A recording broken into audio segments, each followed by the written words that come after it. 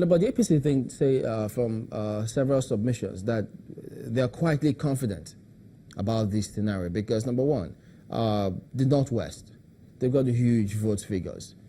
I suppose that of the Northeast.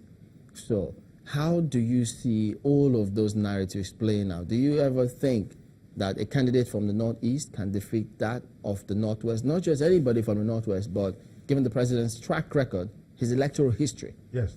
You see, anybody who does that analysis is assuming that the Northwest is one monolithic voting bloc. Realize that there have been a lot of diversions. Realize that there have been quite a number of people who even got to the extent of presenting themselves as aspirants for presidential position.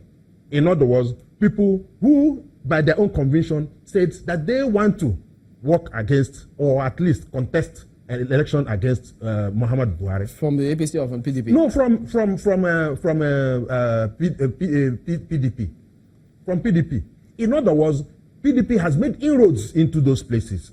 So it's no longer one monolithic area. I don't understand. When you say they made inroads, is it the ones that contested in the convention? Both the convention and those who did not contest. But how many votes did they get? But no, forget it. But I'm talking about those who did not even contest. But they have sympathy for PDP. Those who defected even from APC, who went to APC and their fingers were burnt. And they came back and they are waiting in the wings for an election to show the APC that the Northwest is no longer one monolithic region where they will go and pick all their votes from. So in other words, the whole essence of Atiku's emergence is that all the votes that is going to be a reshuffling, variegated vote spots in the Northwest. Add to that, yes, the PDP have got their candidates, but the SDP has got Donald Duke. And then you have several other candidates as well. And this may just be the PDP's undoing, because if they don't pull all of those together, the APC may just run away with this. Well, you see, for purposes of number, which politics is all about, it may be important for the PDP to extend the hands of fellowship to the former CUPP. I mean, this not former, is still active. The CUPP. That's coalition of political parties. They need them, that kind of inclusion. But then I can tell you that the emergence of these presidential candidates is akin to what I would say is talking about very good things, very beautiful things people want to hear, the elite like us want to hear, but they will not get down to the grassroots. And I have told you on this platform once that there is only one thing that makes you win an election: structure. Structure. The argument on structure is like everything about politics. If you see people go to court in a political party, what they are struggling for, look into it, it is structure. All that problem that was in PDP at that point in time that dragged them to the Supreme Court was all about structure. Who controls the structure? So does PDP have a foolproof structure? So in every hamlet in Nigeria, there is one flag, one carpenter somewhere is probably the ward chairman. In faraway Zamfara, somewhere in Sokoto, in Bayelsa, one fisherman is working so hard for the party without having a relationship with the party candidate. But it does not apply that way to a Donald Duke, to an Obi Ezekwesili, to a former Pt.2, to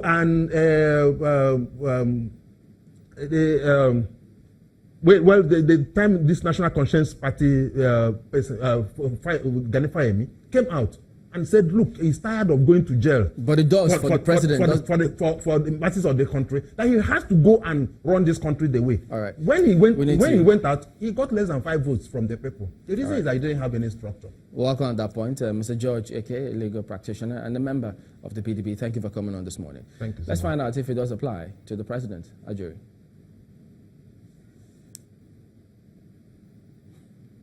Thank you, Chamberlain. Mr. Ahmed, you've heard Mr. AK's submissions. What's your response? George, he said a lot of things, but he also made a lot of admissions as well. One, I maintained that this election is going to come down to the wire about the personalities who are dealing with, who are running for these offices. And I think they cannot have a more clearer, more stark contrast like that of the president and the former vice president. I think it's pretty much clear. The president, and I said the Southeast in particular, I think they are not entirely, they have gone over this tokenism and this emotional blackmail of saying that you need a VP slot or you need to do this and that. We have Second Niger Bridge that we have done. It's clear this construction is ongoing right now. We have massive investment in terms of locally made products, which is usually coming from Aba and places like that. Development of the niche market. These are clear things that this administration has done, you know, for the benefit of the Southeast. Not only the Southeast, but the nation in general. So you can pitch all you want to pitch about saying that we are going to do this for the Southeast or Atiku has that in the Southeast. These are all speculative conjectures, like I said. The president has performed clearly. There has always been a blackmail since the beginning of this administration that there is an exclusion of the Southeast. There are different governors, even within the PDP, you know, that are in the Southeast that are saying completely something different about the president, saying that there are people who support the president. You're referring to Governor Dave Umahi? Yes, yes. These are people that have said these things publicly. You know, these are not things that I've said in private. So we are looking forward to a very interesting election. Like I said in the beginning, we don't underestimate Atiku. But I can assure you that we have the credentials, we have the performance streak, we have the achievements resume to make sure that we go against him toe-to-toe. And we deliver the Southeast, we deliver the Southwest, no, South, and Southwest as well. No, so we're not afraid of that. What is the probability that this, particularly this presidential contest, and I want to ensure that we're not excluding the other participants when you have, you know, heavyweights like Dr. Obi Ezekwesili and some of the other academicians. You have Mr. Fela Durotoye, of course, former Governor Donald Duke in the race as well. But when we're talking about the two major parties, what are the chances that this becomes an issues-based campaign, that we don't kind of get into the drudgery and the muck, if you will, of previous presidential election contests? We're not afraid of issue-based campaign. In fact, we ask for it. We ask for an issue-based campaign because we're an issue-based government.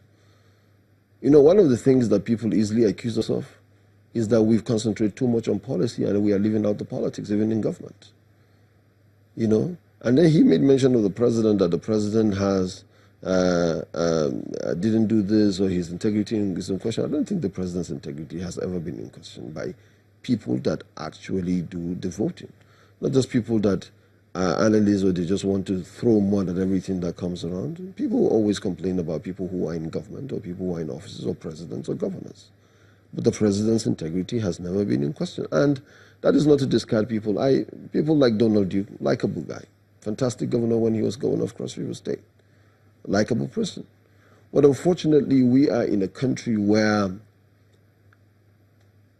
individuals alone cannot drive such a huge process of political campaign, especially at the presidential level. You're dealing with 774 local governments within 36 states plus FCT and 8,812 votes with 150,000 polling units. These are things that need serious structures. Only political parties that have been around for quite a while, that have germinated and grown over years, can have those kind of structures. And of all people, you know, Governor Donald Duke should know that. So, fantastic people running for office. Obi Ezekwesili, fantastic woman. I have no issues with her, and the other guys that you mentioned. But simply the structure is not there. So that's why we're basically talking about PDP. PDP has been around for a while, and the APC, who is currently in government. So this is going to go down. And if there's anything, we enjoy the fact that they're there. You know, if there's going to be any sapping of votes, I'm sure it's going to be on the part of the PDP. It's not going to be on our part. Well, you know, one of the very interesting things, you know, in boxing, there's a famous saying that styles make fights. And some people are looking at the matchup, particularly between the top two men, and they're saying that, you know, the matchup may potentially favor the former vice president, depending on who you listen to. And the account given by those who come with that argument say that because the former vice president has a lot of experience in employing people, thousands of people on his payroll currently around the country, that he is kind of the perfect fit, if you will, to make the case that he'll be able to attract investments, etc., at a time when Nigerians are complaining of hunger and poverty. What are your thoughts about that idea, that that particular issue favors the former vice president over the current president? First of all, I think it's a very wrong notion for you to say that you can run a government like the way you run a business. Government is not supposed to be for profit, first of all. So I think that idea that some people have, or they are preferring this, that you run a government like you run a business, I think it's absolutely wrong. And we have seen where, and these are things I don't even want to talk about, right? I'm not sufficiently knowledgeable enough about Vice President Atiku's businesses, pro-West, or whatever. But, you know, he always throws it in our faces that he has been able to employ people.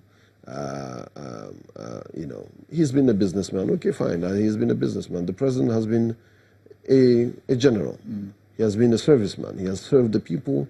He's not a businessman. He's not a rich man. We've never contemplated that. We've never said that he's a rich man or he's a businessman. So that is not a resume that we're going to put up that we are business people. But what we know is that the president knows how to run a government and administration very well, and he has done it to the benefit of the people rather than to the benefit or the profit of himself. Unfortunately, Mr. Ahmed, we've run out of time. Thank you for sharing insights. Obviously, this contest is one we're all keenly watching. The permutations are going to be coming by the day. Thank you so much for your time. Thank you. So I have been speaking with Mr. Ismail Ahmed, who is a member of the Board of Trustees of the governing All Progressives Congress. At this juncture, we will take a short break, and we will be back in a moment, and we certainly hope that you will stay with us.